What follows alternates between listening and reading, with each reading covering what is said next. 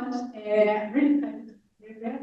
Very difficult to do this, so it's a really great opportunity for me to share these thoughts about Wikipedia, AI, and open education.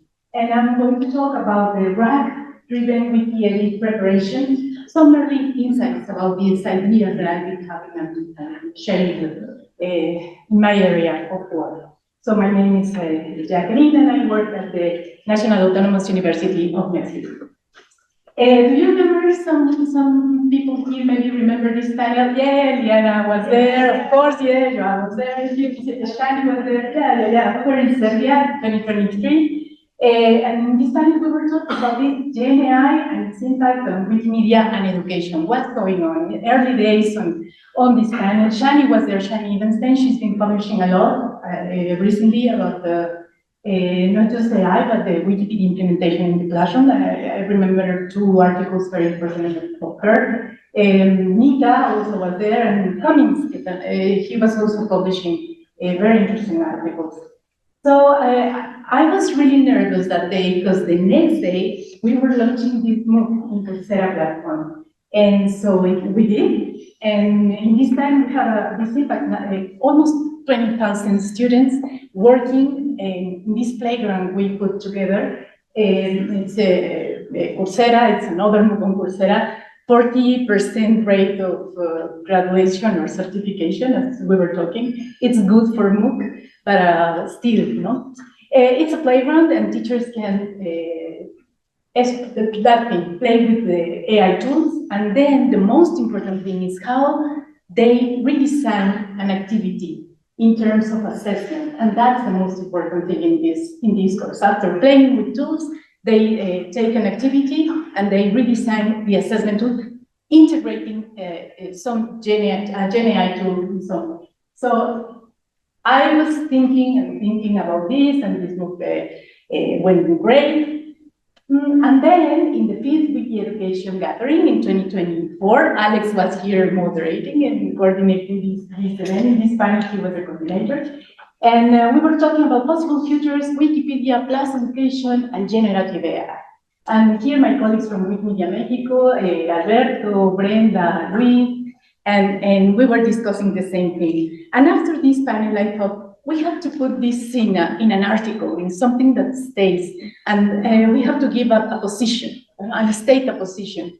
So we published this article in Spanish, and it's called Wikipedia, and Education, and what was our position? And our position is, as they were saying, someone was saying yesterday, yes, of course, artificial intelligence is going to get into our classrooms, but how? And that's the thing I'm going to develop here.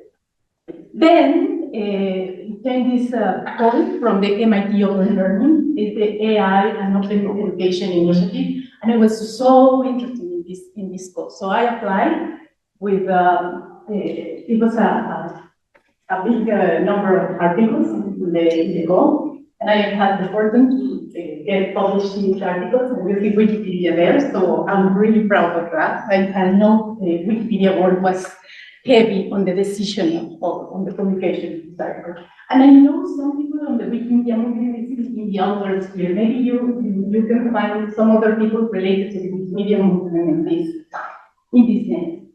So what is this proposal? I call it, what the article is, it's a rapid response paper, creating open learning virtuous circles, Wikipedia, Gen AI, and digital literacies in a social service program for online studies. Sorry, it's an academic paper, it's long, but let's unfold this.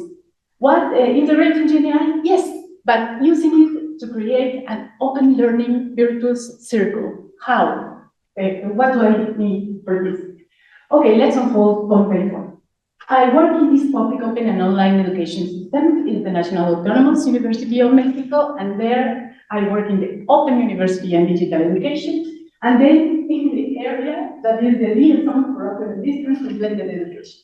And we have like 40,000 students there studying online, and that's the difference in my institution. They have to, we have a low, fewer than in MOOCs, the graduation rate is there.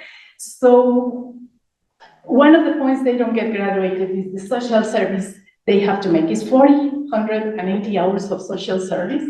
And if they are in the online modality, it's because they don't have time, they are married, they have children. So it's not easy for these people to get into a social service for 480 hours. So maybe you know where I'm going. Why not editing articles in Wikipedia as a form of social service, and then they can get this requirement done. But what else? Of course, Wikipedia in Spanish. And also, as we do this online, I propose using this big blue button. Who knows big blue button? Okay, big blue button, they get really mad, the creators, when we say it's like Zoom. No, they say no. Big blue button, it's a learning classroom software, they say. And it's open source. It integrates really well with Moodle, and we'll talk a little bit about that later. And also the tool called Notebook LM. I'm not selling the tool. It's a Google tool. It's just the approach. They have a RAG approach, so that's what I'm talking about. And then about digital literacy. And let's unfold some of these points. Big Blue Button. It's a virtual classroom software, and it allows teachers to see what is happening when students close the window, when they close the camera. So I can see if they are answering the survey, if they are clicking on my materials. It's a really powerful dashboard constructed on active learning. And so I love this really people because they are thinking in learning and not in transmission. In Zoom, we have to be in the camera, and so it's the only way if I can know if they smile, if they are really. With the blue button, the dashboard allows teachers to see a little bit more about the activity or the learning. So that's my big blue button. And then what I mean about the RAG is retrieval augmented generation is I form a knowledge base, some articles in this case, plus the retrieval. That means that the model is looking only for these materials, and then the generation is only for these materials. So that gives more accurate versus traditional LLMs. So what I'm talking here is traditional LLMs will say an answer. It always generates an answer. It doesn't matter if it's wrong, and then it's my responsibility to check if it's okay, that's the problem. With a RAG approach, the machine will say, I'm sorry, I don't have that information to answer that question. And that's a big difference when we are interacting with academia. And here the engineers can explain better what RAG approach is, and just a poor teacher trying to understand, and integrating into that. So getting to Notebook LM, this is what happens. How many of you have interest in Notebook LM? Few people. Okay. Then let's see, let's unfold it. You have your sources here. That can be articles, academic articles, that's what I propose. And we're going to be having interactions with this corpus. You can get an abstract about the topic, and then you can start talking with your sources, talking or interacting. That's what we can talk about. But you get some prompts, initial prompts that you can use, or you can ask whatever you want to your sources. This is, well, let's talk about the technique. And then you can generate an audio about your sources. And of course, I prepared one about the page of this conference. Do you want to hear it? Yeah. Maybe the technical part can help us playing the audio? El audio, por favor. ¿Te puedes poner el audio? Because I don't have a play here, or do I? There. Okay, let's dive in. We're looking at this source material you flagged. Yeah, it's a page from the Wikimedia meta-wiki. Right, specifically about the EduWiki conference 2025. Exactly. And the plan is, well, just to unpack this one page, really pull out the most important bits about this event.